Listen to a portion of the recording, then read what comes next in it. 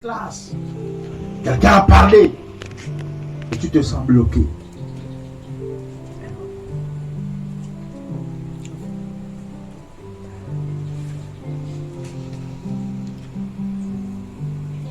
Mais je voudrais dire que même quand un homme aurait parlé sur ta vie, ce ne sera pas la fin pour toi.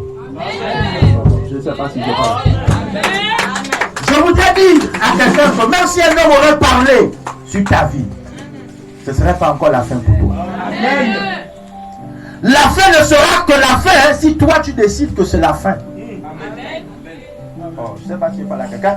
La fin pour toi sera une fin si toi tu décides de baisser les armes. La fin sera une fin pour toi si tu décides de ne plus prier. La fin sera une fin pour toi si tu décides de dormir. La fin sera une fin pour toi si tu décides de ne rien faire. Mais aussi longtemps que tu as Dieu avec toi et aussi longtemps que tu décideras à te lever et faire quelque chose, que ce soit la prière ou une action, alors le ciel sera toujours disposé à t'écouter. On ne sait pas si je parle à quelqu'un ce soir. Alléluia. Alléluia. On ne peut pas se résigner face à des situations qui semblent être dures. Ce n'est pas parce que c'est dur. Je dis bien, ce n'est pas parce que c'est dur que ça devient impossible. Hein? Ce n'est pas parce que c'est dur que ça devient impossible. Dans la vie des héros de la foi, les situations qui se présentent à eux ne sont pas toujours des situations faciles. Devant Moïse, il y avait une mer rouge. Quelque chose qui n'avait jamais existé avant lui. Personne n'avait encore fendu la mer. C'était une situation difficile. Mais ce n'était pas impossible. Il a invoqué le Dieu Yahvé. Et en étendant sa main, la mer s'est ouverte. Est-ce que je parle à quelqu'un ce soir? Il y a eu des hommes comme toi et moi. Des personnes qui ont duré avec, par exemple, des maladies telles que Job. Malade. Mais tant qu'il avait la bouche pour parler, il dit: je continuerai à parler et à me justifier devant Dieu. Est-ce que c'est pas là quelqu'un? La Bible dit que venons et plaidons ensemble. La révolution d'Ésaïe. Venons et plaidons ensemble.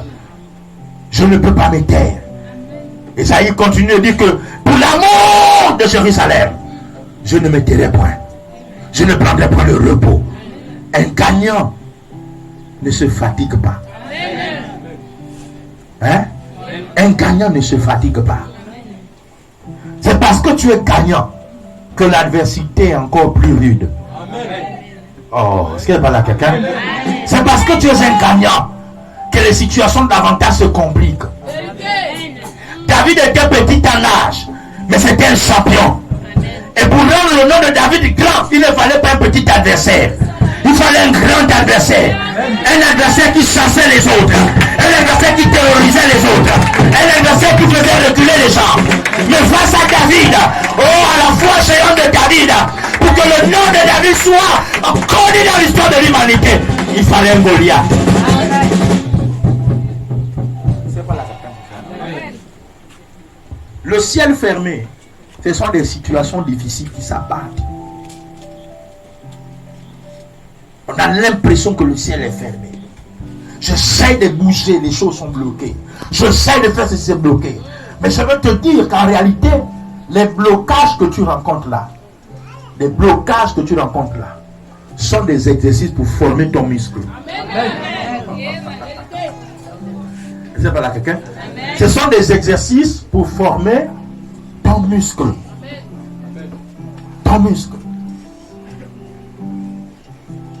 La Bible dit que nous ne serons pas tentés au-delà de nos forces. Hein? Nous ne serons pas tentés au-delà de nos forces. Dieu s'arrange à ce que l'adversité ne soit pas un adversaire supérieur à toi.